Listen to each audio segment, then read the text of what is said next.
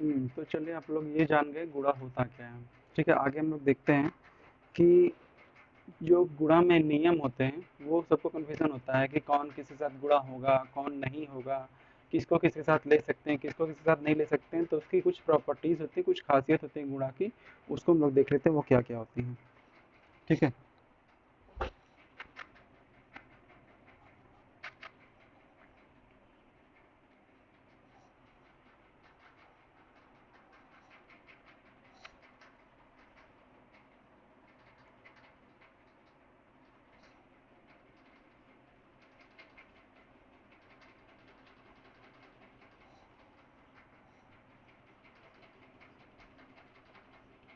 गुणन के गुण।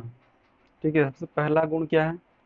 सबसे पहला गुण है आपका क्लोज़र प्रॉपर्टी, जिसको बोलते हैं गुणन का समृद्ध गुण।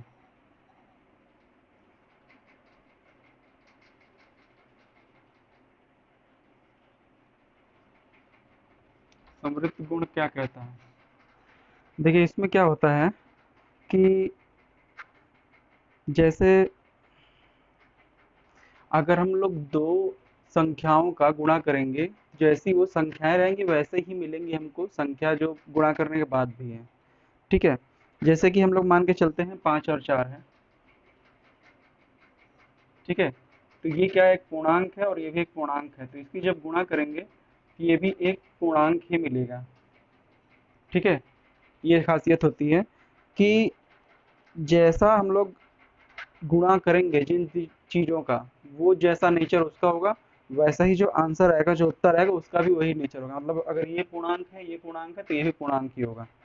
ठीक है, तो इसी को बोलते हैं हम लोग क्लोजर प्रॉपर्टी या फिर समवृत्त। मतलब जिस बिरादरी का ये होगा, उसी बिरादरी का ये होगा और उसी बिरादरी का ये भी होगा। जैसे लेके चलते हैं 3.5 इंटू 1.2। देखिए ये भी आपका पूर्णांक नहीं है, ये भी आपका पूर्णांक नहीं है। अब देखते हैं आंसर हमारा क्या आता है। ठीक है, तो 3.5 इंटू 1.2, तो इसको देख लेते हैं हम लोग कितना आएगा। 35 इंटू 12, 12 5 या 60, 12 3 या 36 प्लस 642। ठीक है, तो ये आपका कितना आ गया, 4.2। अब ये दिख रहा है कि ये पूर्णांक नहीं था, ये पूर्णांक नहीं था और ये भी पूर्णांक नहीं है। तो ये जो खासियत होती है इसी को हम लोग बोलते हैं गुणन का समृद्ध गुण। मतलब जिस बिरादरी का ये, जिस बिरादरी का ये, उसी बिरादरी का ये भी आएगा। ठीक है, अगली प्रॉपर्टी पे चलते हैं।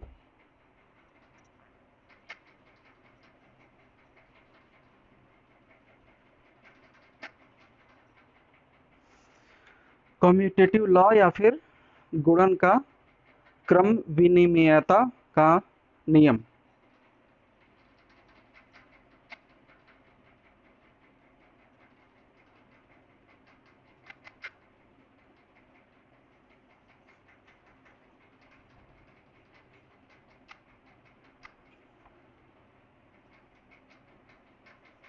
ये सेकंड प्रॉपर्टी है। सेकंड प्रॉपर्टी क्या कहती है कि अगर हम लोग किसी चीज़ को आगे कर लें या पीछे कर लें, उसका कोई इफेक्ट नहीं पड़ेगा। मतलब कि चाहे 5 का गुणा हम लोग 4 में कर लें या 4 का गुणा 5 में कर लें, तो इसका क्या मतलब होगा, 5 इंटू 4 20 आता है, या फिर 4 इंटू 5 भी 20 ही आता है। ठीक है, या फिर ऐसा कर लें कि 2 इंटू 3, या ऐसे कर लेते हैं 2 इंटू 4 इंटू 3, या फिर इसको ऐसे भी लिख सकते हैं 2 इंटू 3 इंटू 4, 4 इंटू 3 इंटू 2। तो आप देखेंगे सब चीज़ में आंसर एक ही आएगा। क्या आ रहा है, दो दो चौके 8, 8 त्रिक 24, 2 3 6, 6 चौको 24, 4 3 12, 12 दूना 24, 3 इंटू 4 इंटू 2 ये भी लिख सकते हैं, 3 चौके 12, 12 दूना 24। तो यानी कि हर केस में हमारा आंसर एक ही आ रहा है, चाहे कोई भी पहले लिख दें चाहे किसी को भी बाद में लिख दें, कोई इफेक्ट नहीं है उसका। ठीक है, तो इसी को बोलते हैं हम लोग गुणन का दूसरा नियम, जिसको बोलते हैं हम लोग क्रम विनिमेयता का नियम। ठीक है, आगे चलते हैं हम लोग साहचर्य का गुण।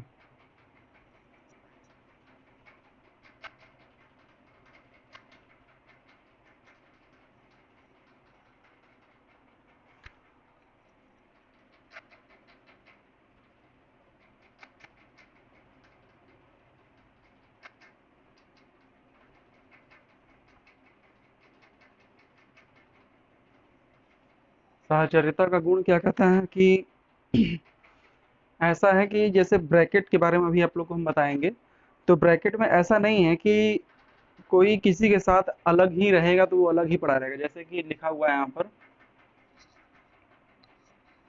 2 × 3 × 5, ठीक।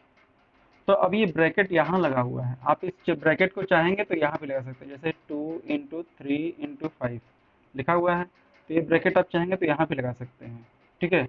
और मन करे बल्कि तो 2 × 5 × 3 तो यहाँ पे लगा सकते हैं, 2 × 5 × 3 यहाँ भी लगा सकते हैं। तो अगर ये तीन चीजें गुणा हो रही हैं, 1 2 3, तो उसमें ब्रैकेट आप किन्हीं के साथ भी लगा सकते हैं और ये काम करेगा, कभी भी आपका आंसर गलत नहीं आएगा। जैसे कि 2 × 3, तो ब्रैकेट पहले सॉल्व करते हैं, तो 2 × 3 6, 6 × 5 30। फिर ये क्या है, 3 × 5 15, ये कितना आएगा, 2 × 15 30 आएगा। तीसरा देखते हैं, 2 × 5 10 × 3 ये कितना आएगा, 30 आएगा, ठीक है।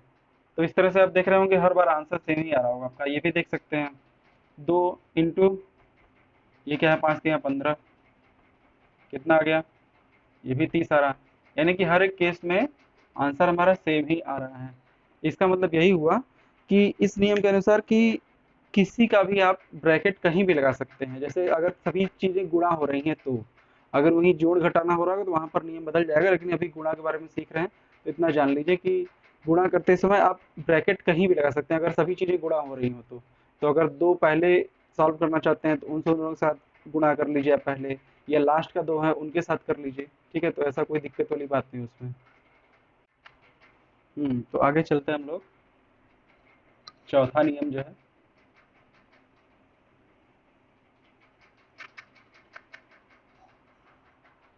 वितरण का गुण।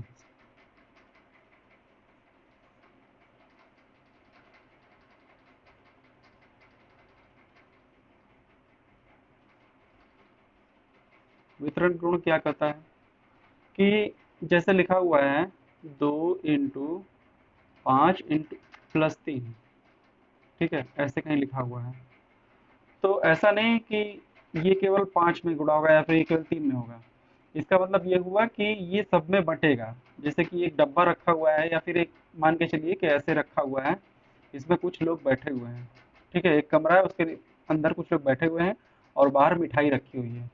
तो ये मिठाई सबको बटेगी, सबके पास मिलेगी। ऐसा नहीं कि इनको मिल गया, ये सबसे पहले मिल गया तो इनको मिल गया, बाकी लोग को नहीं देंगे, ठीक है। तो ये एक तरह से आप इससे समझ सकते हैं कि जैसे ये है 2 × 5 + 3, तो इसका क्या मतलब हो गया, 2 × 5 + 2 × 3।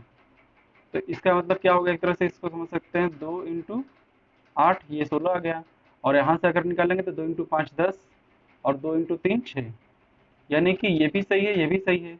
यानी इस चीज को ऐसे भी लिखा जा सकता है और ऐसे भी लिखा जा सकता है। यानी कि ये जो संख्या है, इसका अगर गुणा करना है ब्रैकेट में कुछ लिखी हुई चीजों से, तो सबके साथ होगा, इसके साथ भी होगा, इसके साथ भी होगा, ठीक है। तो ये एक चौथा नियम है। और उसके बाद एक चीज होती है गुणात्मक तत्समक। ये जान लीजिए क्या होता है। जो वर्ड्स हैं उस पर ध्यान दीजिएगा कि वो तत्समक क्या होता है और वितरण गुण क्या होता है, क्योंकि नाम से कभी कभी एग्जाम में पूछ देता है।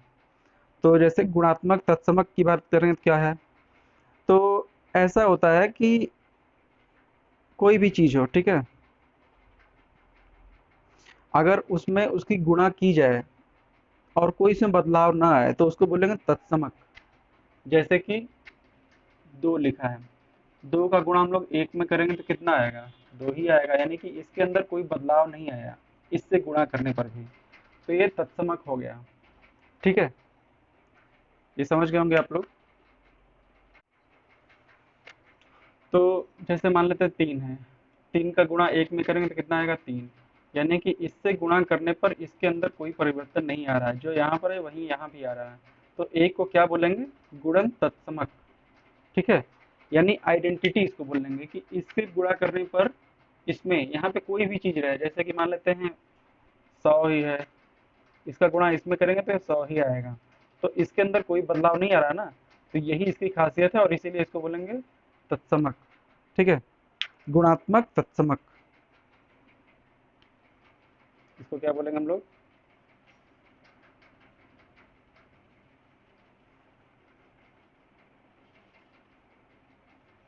ठीक है, गुणात्मक तत्समक। आगे देख लेते हैं, शून्य से गुणन।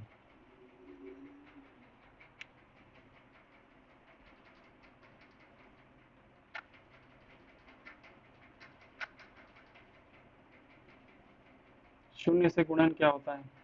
किसी भी संख्या का, जैसे 2 है, उसका गुणा 2 में जीरो में करेंगे तो जीरो ही आएगा।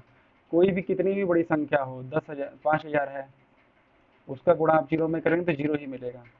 7,532 है, उसका गुणा जीरो में करेंगे तो हमेशा आंसर आपको हर केस में जीरो मिलेगा। किसी भी संख्या का जीरो में गुणा करने पर हमेशा आंसर आपको जीरो ही मिलता है।